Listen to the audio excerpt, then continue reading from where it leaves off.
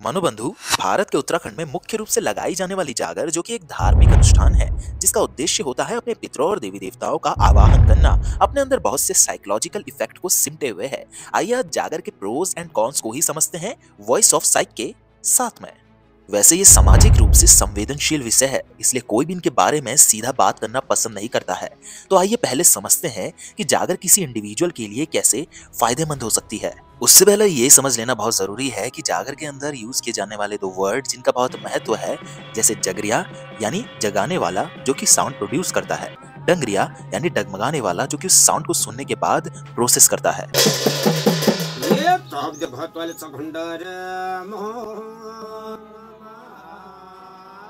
आइए अब समझते हैं ट्रांस स्टेट इनसाइड जागर को। ट्रांस स्टेट ऑफ माइंड एक ऐसी साइकोलॉजिकल स्टेट है जहां individual deep meditation and hypnosis को एक्सपीरियंस करता है। ये पूरी प्रोसेस जगरिए के द्वारा प्रोड्यूस की गई साउंड पर होती है, जो कि पारंपरिक ढोल, दमाओं और हुड़के जैसे वाद्य यंत्रों से निकली होती है। यहाँ डंगरिया वो व्यक्ति होता है जिसके इस स्टेट तक पहुंचने का थ्रेशोल्ड सबसे कम होता है। ये अल्टरनेट स्टेट ऑफ कॉन्शियसनेस के रूप में जानी जाती है और लोग इस स्टेट में क्रिएटिविटी को एक्सपीरियंस करते हैं। मनोबंधु जागर एक कलेक्टिव कॉन्शियसनेस का अच्छा मीडियम है। एमिली दुर्खिम नाम की एक फ्रेंच सोशियोलॉजिस्ट का कहना है कि धार्मिक अनुष्ठान सामाजिक चेतना को उजागर करते हैं, जिससे सोशल कोहेजन बनी रहती है। जब वो इंडिविजुअल किसी इंटरनल प्रॉब्लम से लड़ रहा होता है तो उसकी कम्युनिटी का समर्थन उसे मेंटल पीस प्रोवाइड करता है। मनोबंधु जागर में अक्सर एक इंडिविजुअल अपनी समस्या से मुक्ति पाने के लिए आता है, जो कि मोस्टली उसके इंटरनल कॉन्फ्लिक्ट से रिलेटेड होती है। अब ऐसी सिचुएशन में जागर उसके लिए एक प्लेसिबो की तरह काम कर सकती है और कई केसेस में करती भी है। प्लेसिबो यानी कि जहां इंडिविजुअल मेंटल फेथ रखता है कि इसको करने के बाद वो ठीक हो रहा है। जागर के दौरान यदि कोई इंडिविजुअल जो इफेक्टेड है प्रॉब्लम से ट्रांस की स्टेट तक पहुंच जाता है तो उसकी सृजनात्मकता उसकी समस्या का आंसर प्रोवाइड करती है, और जो नहीं पहुंच पाता वो और उसे एक्सपेक्ट करता है अपने आंसर का। मनोबंधु सिगमंड फ्रायड कहते हैं कि जो अनएक्सप्रेस्ड इमोशन होते हैं वो मरते नहीं हैं, वो हमारे साथ हमेशा रहते हैं और समय आने पर वो हमारे बिहेवियर में अबनॉर्मलिटीज के रूप में देखे जाते हैं। जागर के दौरान भी कई केसेस में ऐसा ही देखा जाता है। जागर के दौरान लोग रोते हैं, चीखते हैं, नाचते हैं, अपनी भावनाओं को व्यक्त करते हैं, जिससे उन्हें भावनात्मक शुद्धि या फ्रायड की भाषा में बोले तो कैथारसिस मिलता है। इन शॉर्ट हम बात करें तो जागर केवल एक धार्मिक अनुष्ठान नहीं बल्कि एक मानसिक, सामाजिक और सांस्कृतिक चिकित्सा का एक तरीका भी हो सकता है। देखा जाए तो ये लोग ट्रांस स्टेट और प्लेसिबो के जरिए इमोशनल बैलेंस कर देते हैं, कैथारसिस के जरिए मानसिक बोझ को हल्का करते हैं, ये सांस्कृतिक पहचान को बनाए रखने और समाज को एकजुट करने में भी हेल्प करते हैं। लेकिन मनोबंधु ये रास्ता इतना सीधा नहीं है। आइए सिक्के के दूसरे पहलू को भी देखते हैं। हालांकि जागर उत्तराखंड की एक समृद्ध सांस्कृतिक और आध्यात्मिक परंपरा है, लेकिन इसके कुछ नकारात्मक मनोवैज्ञानिक प्रभाव भी हो सकते हैं। इन प्रभावों को अंधविश्वास, nocebo effect, group psychology, trauma and मानसिक विकारों के दृष्टिकोण से देखा जा सकता है।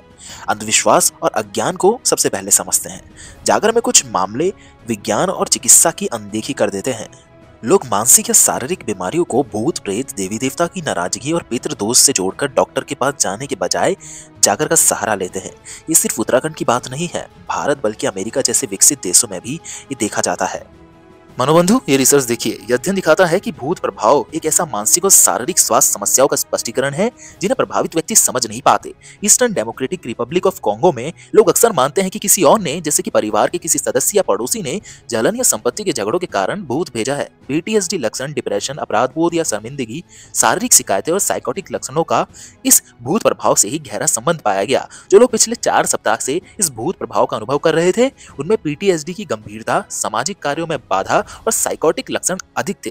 निष्कर्ष यह है कि स्पिरिट पोजेशन यानी कि भूत प्रभाव एक मनोवैज्ञानिक और शारीरिक तकलीफों को समझने का तरीका है जो ट्रॉमा रिलेटेड डिसऑर्डर से जुड़ा हो सकता है।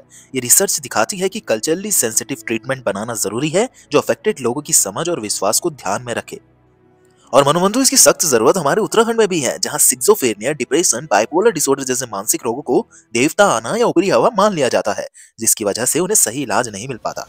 आइए अब समझते हैं नोसिबो इफेक्ट को, जो कि प्लेसिबो का ही उल्टा असर है। जागर में अगर किसी व्यक्ति को बताया जाए कि उस पर भूत प्रेत का असर है तो वो व्यक्ति इसको सच मान लेता है और ज्यादा घबराने लगता है, स्ट्रेस महसूस करने लगता है। और मान लीजिए कि उस संबंधित व्यक्ति को ये भी बता दिया जाए कि फलाने व्यक्ति द्वारा तुम्हारे लिए ऐसा किया गया, तभी तुम्हारे ऊपर ये भूत प्रेत आए हैं, तो वो उस व्यक्ति के प्रति द्वेष भी पाल लेगा और जब भी वो व्यक्ति उसके सामने आएगा तो उसकी बॉडी अच्छे से रिएक्ट नहीं करेगी।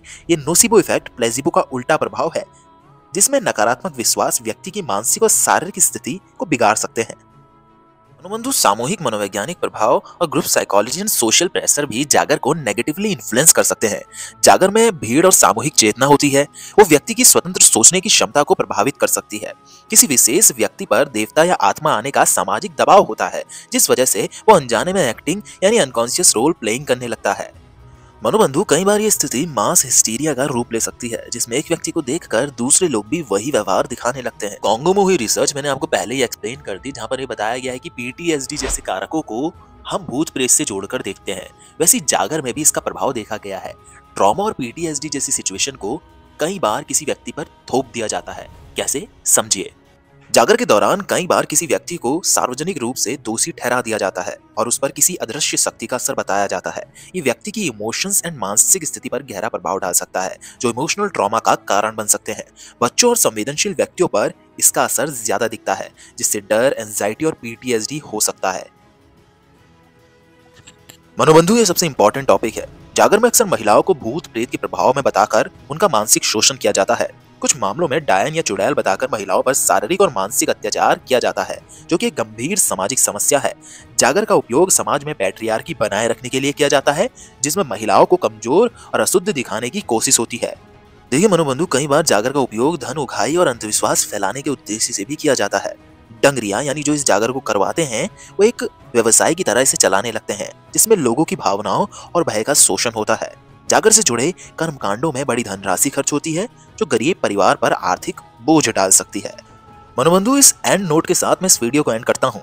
जागर एक महत्वपूर्ण सांस्कृतिक और धार्मिक परंपरा है, लेकिन इसे वैज्ञानिक और तार्किक नजरिए से देखना भी जरूरी है। अगर इसे एक संतुलित तरीके से किया जाए तो ये मानसिक और सामाजिक उपचार का काम कर सकता है, लेकिन अंधविश्वास, मानसिक बीमारियों की अनदेखी, आर्थिक शोषण और सामाजिक भेदभाव जैसी समस्याएं इसके लिए नकारात्मक पहलू का काम करती है।